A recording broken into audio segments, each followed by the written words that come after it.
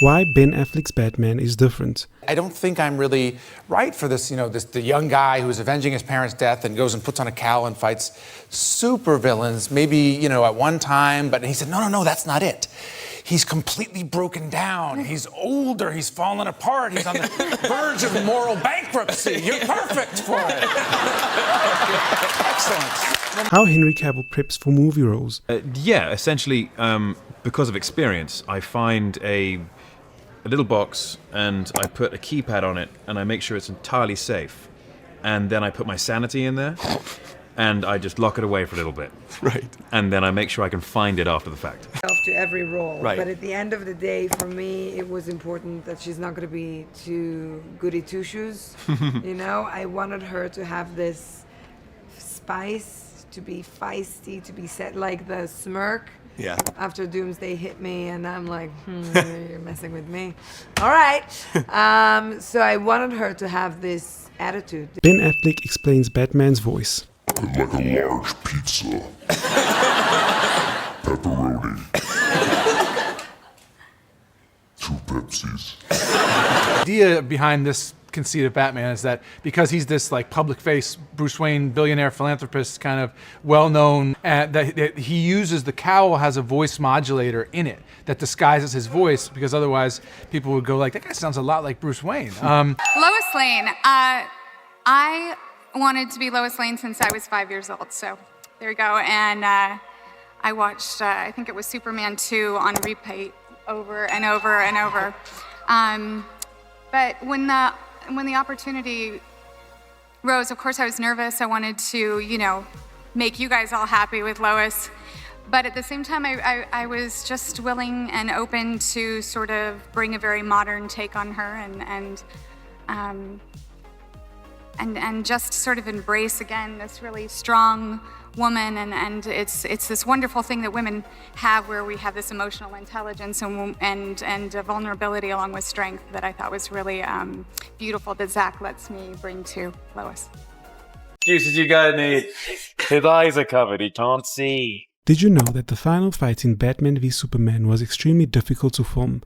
As cool as it looked, it sucked to film. The trickiest thing I found is not designed to be rained on. I mean, the shoes, for example, just fill with water, which is fine, as long as you tip your boots in one way and all the water comes out, then you're ready for another take.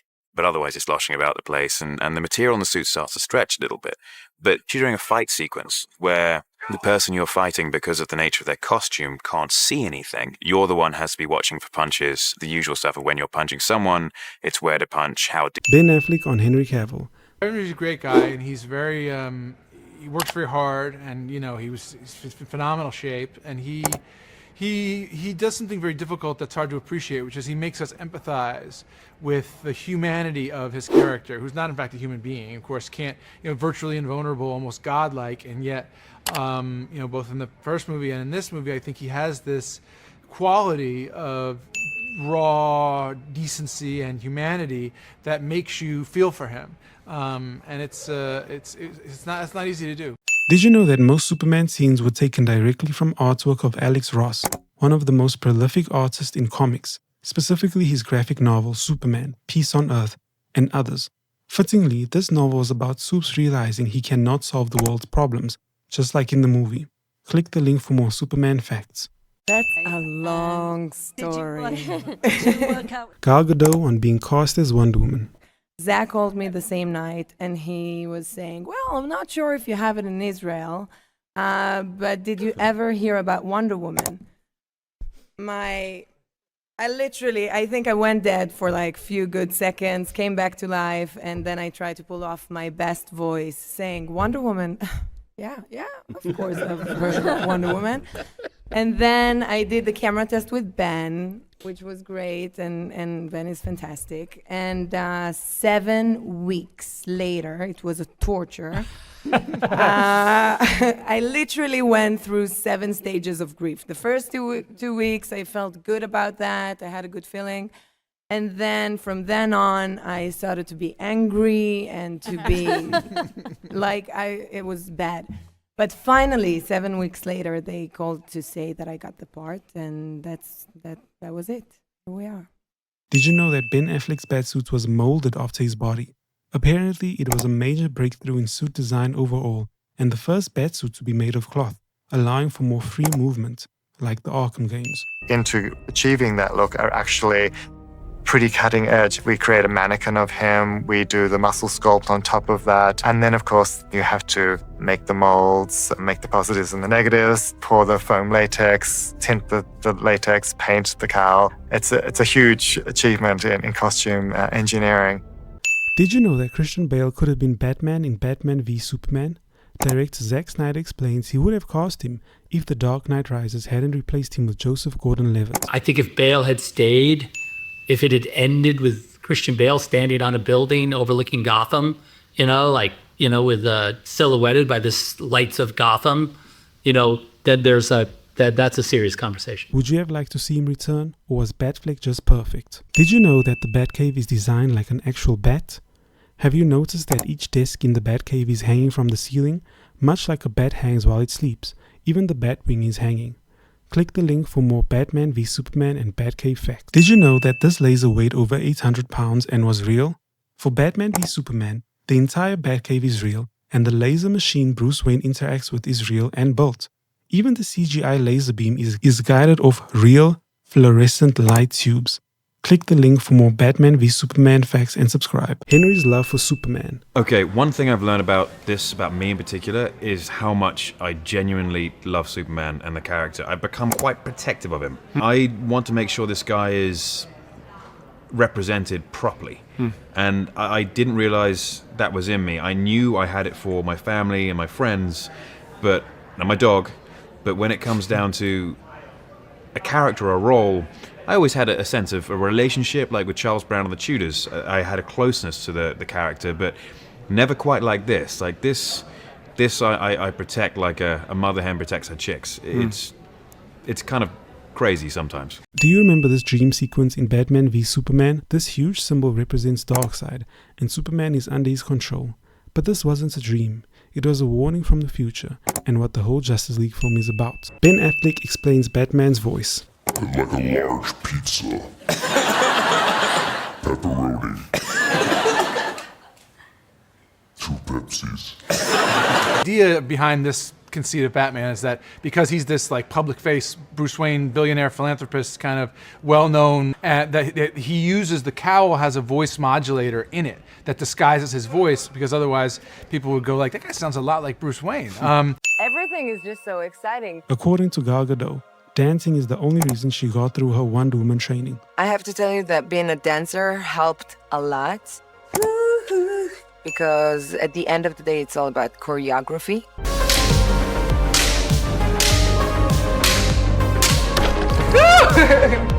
And cut. And cut. Oh, shit. Why Ben Affleck's Batman is different. And what's different about this chiefly is that, just from a story point of view, is that Batman exists now with other superheroes, which hadn't really happened before. You've got Superman there, and you've got Wonder Woman, and you've got the possibility of these other characters emerging. And so putting him in a world where those characters exist very much changes the calculus for Batman in a lot of different ways. Save Martha! Did you hate the Martha scene in Batman v Superman? Well, watch Diane Lane, Martha Kent herself, explain it to you better than I ever could. There's the loss of your original family, so they're both orphans. And I don't think Batman sees Superman as human until he realizes that he has a mother. And I think when Batman makes the decision to rescue Martha, that's Superman's mother, in a way he's redeeming his own sense of powerlessness that he had when he could not save his own mother. Ben Affleck on Alfred and Bruce Wayne and Jeremy Irons. Batman's humanity really comes through in his relationship with Alfred. Everyone, this is Alfred. I work for him. Alfred? That's where you see he's got this father figure. That's where you see this father-son love, even though it's a lot of times teasing and giving each other a hard time, but that's how he's bound to humanity, even in his darkest, most jaded hours. And so, it was wonderful to have an actor as sophisticated and brilliant as Jeremy to play all that stuff off, the teasing, the coyness, the camaraderie, the affection. There's nothing he can't do. For me, well, obviously, especially Christopher Reeve did such a fantastic job. It was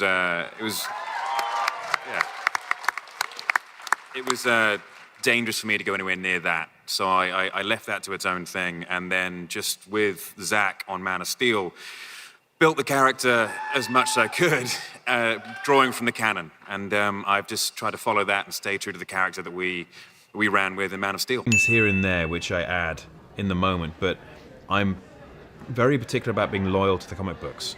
Once we've finished developing this character as we have over this movie and the previous movie, we're still not at finished product Superman. When we get there, then I can start adding my own little nuances to make the character, this version of the character, mine in particular, while still remaining absolutely true to the source material. Ben Affleck asked Christian Bale for any advice he could give him about playing Batman. Bale told him, Make sure they put a zipper in that suit. I did 3 movies with no zipper in my outfit. So he gave me some very practical advice. And did you take that advice? I did take that advice, and proved quite useful. Yeah. And the worst part, they met by accident in a costume shop. I was in there with my kids, and I heard this voice say, "Oi, is that you, Ben Affleck? Is that you here?" And I looked around. That's my British accent. And I saw Christian Bale. And the first thing I thought was, Christian Bale is British? Ben Affleck on Adam West. Watch the Adam West Batmans a fair bit because my son is really into him and he likes watching them. So I've been like watching a lot of these episodes, and they did a full-length movie, and they're very, very different eras, but there is something that still remains the same about this character since its inception in the 30s. This idea of a guy who's has this secret identity that he fights crime at night, and nobody knows about it, and he takes on the burdens of the city. That allure seems to have endured. Why Ben Affleck agreed to Batman v Superman. I went down to his office and looked at what he had created. He had already painted and drawn and created videos, and for what would become Batman versus Superman. And I could already see the influence of the Frank Miller book on the movie, and I could already see the sort of this great idea of this kind of heavyweight fighter in the 12th round, of his life. Then that was really appealing to me, and all of a sudden, and I saw the way he was doing the Batcave, and what the Batmobile was going to look like, and how and he was Chris Terrio was going to write it, and I just thought, like, I have to do this. I can't. If I say no to this, I'll regret it forever. Did you know that Henry Cavill is Batman? I'm Batman. And I'm secretly in love with Superman.